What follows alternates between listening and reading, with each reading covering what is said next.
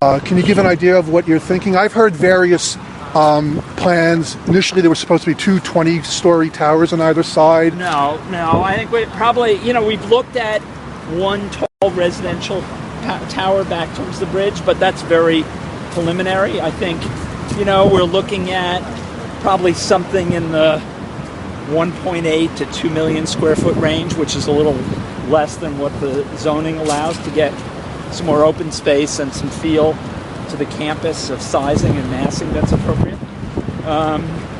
That's kind of the good use of open space. I think, it's a place we've got great views, and we'd like it to be a place that people look at and say, hey, this looks great. I mean, this is the kind of place I'd like to go to school, I'd like to live. So I think those are the kinds of things we're working on.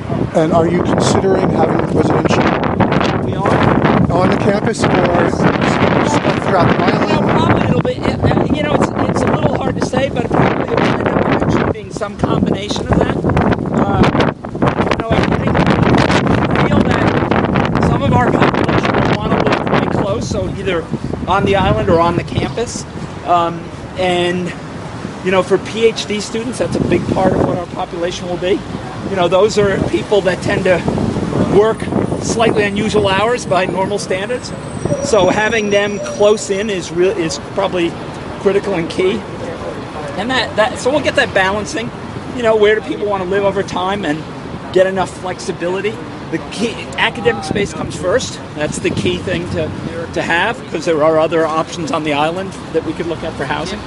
And that's the way we've been doing our planning. How do you intend to incorporate the community into the campus? Will it be an open campus that people can walk through? It'll be an open campus. One of the great things that links New York City to Stanford is that Frederick Law Olmsted was our architect for the campus and was the architect of Central Park. And he's probably the great American landscape architect. And he believed very much in the use of open space as a way, organized open space, as a way to kind of make places feel important, critical, intellectual homes, and that's kind of the way we think of our campus. And I think we think the same way here. How do we use the space on the island and to create something that's appealing and inviting to people? And do you intend to have programs that Roosevelt Island residents could take part in, community lectures? Yeah, I think so.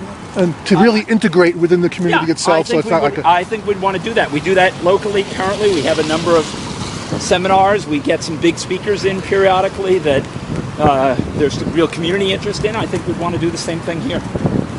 And that's a dialogue that really has to go on with the community to really understand what do they think is interesting for them. But we have we run a couple series now, a number of them, an entrepreneurship series. I've done interviews of Bill Gates on campus, other things that people find interesting. So those are things we'd like to do here too. Mm-hmm. And could you talk a little bit about the culture of innovation and entrepreneurship that you hope to establish here in Roosevelt Island, and the experience that you have at Stanford at doing this very same thing? Yeah, so that's a big part of what our campus is about. We've got a big innovation component, some of it coming out of what we nicknamed the D School, the Hasso-Plattner Institute for Design, which is really about people learning how to think outside the box, create new things. And then a very strong entrepreneurship program that goes everything from lecture series, formal classes, to entrepreneurial thought leaders series of people who are leaders in the entrepreneurship community and in the startup community coming and giving lectures, talking about their experience. So those are all things I think we think are part of the culture. Big business plan contest. One of the funny things about Stanford is the biggest student club is the Entrepreneur Association. So it kind of tells you what the mentality of the students are at Stanford.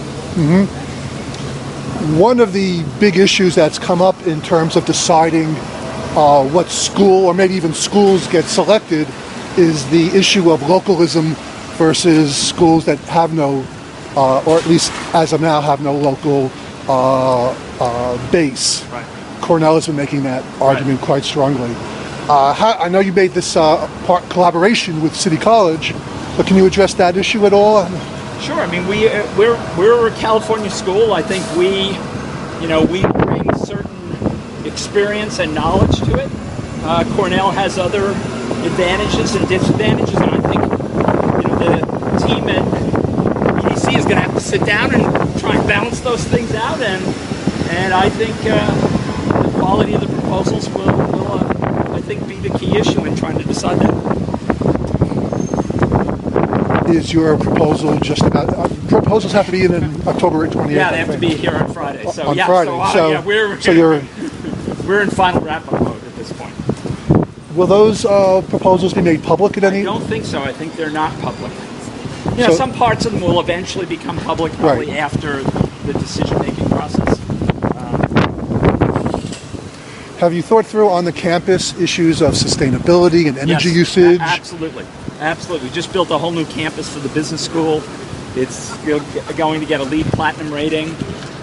Most of our buildings, in terms of energy and water, are LEED Silver or better. So I think it's a big issue for us. So I think we're thinking about that. Sustainability, energy use, clearly the leading issue here. And so I think we expect to be adventurous in that regard. Is there anything in particular specific to New York City that you would program your course to, or is it really a universal course? No. I think we'll do some programming that's city focused. I think the city has already several big industries: media, finance. Increasingly, those industries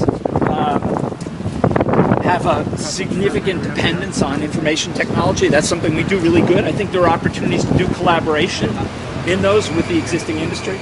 I think there's a lot of excitement on the campus about developing a program focused on what we call sustainable urban systems. How do you think about designing cities in the future that are energy efficient, deal with water, transportation? And we would come at that from a technology viewpoint, because that's the kind of thing we do. In terms of transportation on Roosevelt Island, how do you see the usage of cars, parking space? I think we see it fairly minimal. I think we see people using mostly mass transit. It's what we do on the core campus. Works pretty well for us.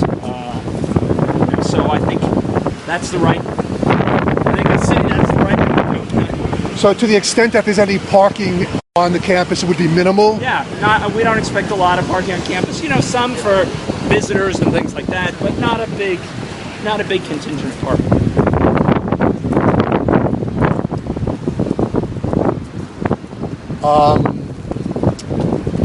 What else? Anything else you'd like to tell people from Roosevelt Island as to how much you'd like to come here? Well, it's a gorgeous island, and you look. I think when we first came over, you look at, you just stand there and look at the views you have and everything, and it's an incredible location. So I think from that perspective, it's a real opportunity, and Roosevelt Island's a kind of unique place. I mean, it's a little community village feel, and yet you're across the river from the biggest city in the United States. So that's a remarkable opportunity, I think.